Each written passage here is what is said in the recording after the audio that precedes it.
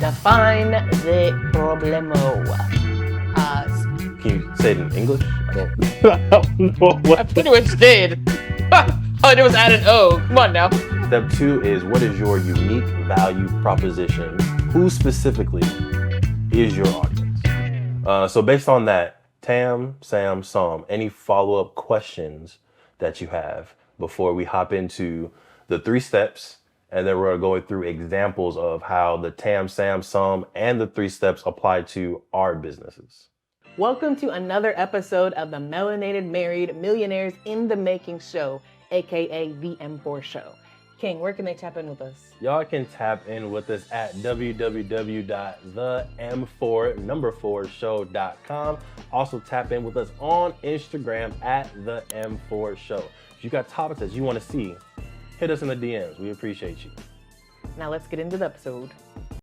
In case it's your first episode, my name is Devon Travell, creator of Black Wall Street, the board game, and co-host of the M4 Show. And this beautiful, smiling, locks popping, just received an angel's kiss queen herself.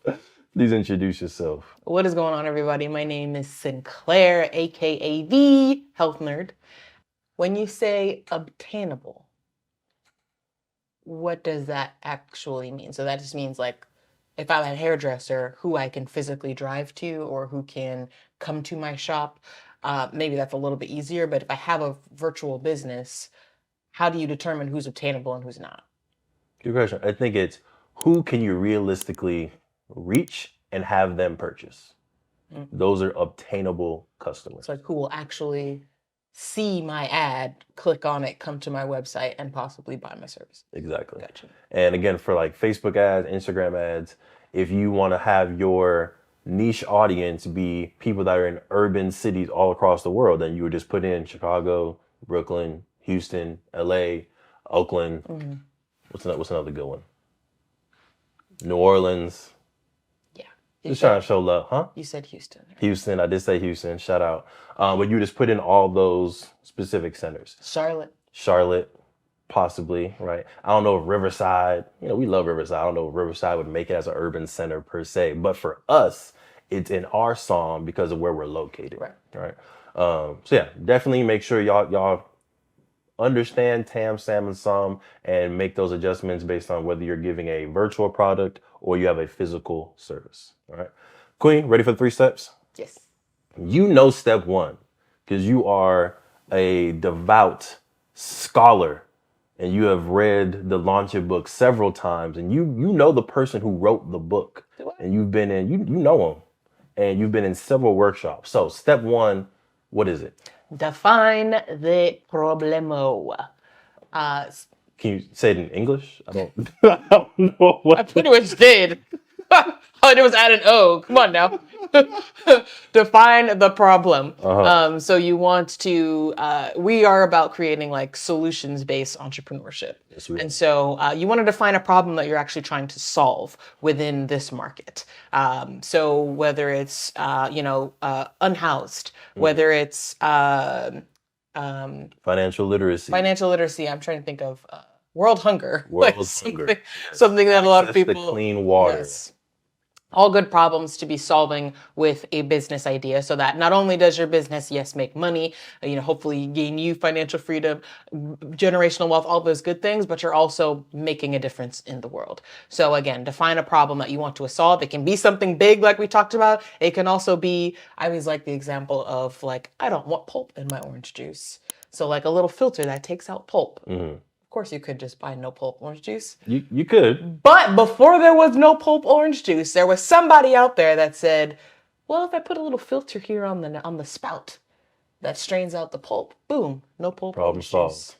It could be as small as that. And even think about, like, again, it could be like a big macro problem. It could also be really something small, like, dang, I keep like hitting my shin on my coffee table. Maybe I need a little bumper thing, little things like that. Like think about like the last time you got frustrated, like, man, I stubbed my toe here, or man, I wish I had this, or man, I wish I had that. My phone always dying on me. Like those types of things are the problems that people come up with to think about, like, how could I solve this problem? Because I know I'm not the only one who has this problem. The likelihood that you are the only person in the world that has this problem is very low. So think about how you can solve that problem, because there's probably other people who also have that problem. Boom, there it is, right? Step number one. And how that connects with TAM, we go with the phone issue, right? If your phone is constantly dying, that's the problem. So now how you create the TAM is how many people in the world have phones.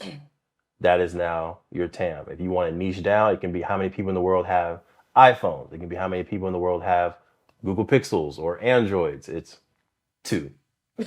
Not in the world. It's just us. But that's how you kind of start to niche down that TAM just a little bit. Okay.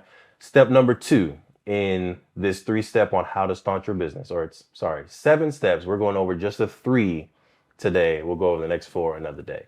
Step 2 is, what is your unique value proposition, or what is your niche market going to be? So UVP, unique value proposition. This is what makes your approach to the market, or what's going to make your product different from other products that are already on the market. All right. So this can be your perspective. This can be gender. This can be religion. This can be the type of phone that you use. Anything that helps you get a little bit more specific and unique within the marketplace. Number 3 is now, who specifically is your audience, right? Who is that you're going to serve? And for me, I like to not only get either a geographical region, maybe an income band that you're going to do across the nation, but also a specific 10-year age range of your customers.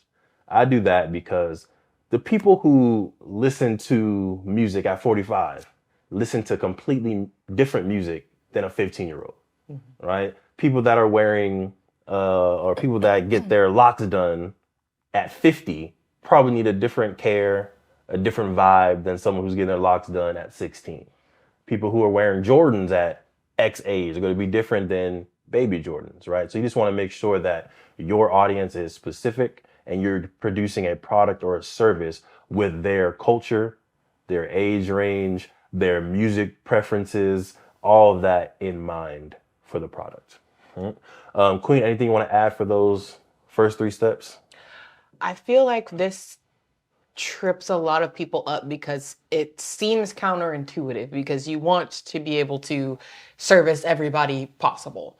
And I think that is, a trap that a lot of entrepreneurs fall in at first, is like, they don't get specific, for who they're talking to. So then they end up talking to nobody, because again, like he said, like if you're selling clothing wear, like we just had a group from Daimler that had a streetwear. Cozy clothing. Yes. And I remember kind of working with them and trying to define, like, who are you talking to? And they were like, well, everybody. And I was like, well, you're making streetwear. I was like, is a 70-year-old going to want to wear the type of, clothes that you're creating? And they were like, no. Okay. So what age range do you think this would actually look good to? It's not going to look good to everybody. No. So I feel like if you're trying to create a product for everybody, you are likely not going to be connecting directly with any individual community. So I think it is important, at least at first, right? You can kind of expand later on once you maybe add more to your product line or add more to your services. Right. But I think at first it's really important to niche down to one specific community. Yep. So you can really figure out, like, okay, what does this community need? How can I improve the services to this community? And then again, later on, after everything goes well, you can expand. But even though it may seem counterintuitive, like I don't want to close off my product or service to this other group. You're not doing that. You're just really getting down to who are you talking to. Right. So it also comes down to, this part is your SOM, right? This is your serviceable, obtainable market. This small group of maybe 15 to 25-year-olds can grow once you reach your SAM. So once it's been 7 years, it's been 10 years, you have a bigger budget, you have more people. Now you can maybe reach 15 to 35-year-olds or go down from 25 all the way down to 5-year-olds because you have more resources. You have to understand, I love the fashion example because we have a lot of friends that have fashion clothing and they haven't gotten into making baby clothes yet. Right? It's like, why wouldn't you make baby clothes? And it's like, that's not my market right now. My market is college students. My market is recent graduates. Eventually we'll start getting to kids wear. But right now, if I spend $10,000 getting kid clothes, I'm not gonna be able to sell those kid items. So I'll make a better profit and return if I put $10,000 into adult wear that I can sell flip than I would if I buy kids wear. Yep. All right. So be smart with your resources. That's literally what economics is all about. You have a limited resource, and what's the best way to strategically use your limited resources. Yes. Okay.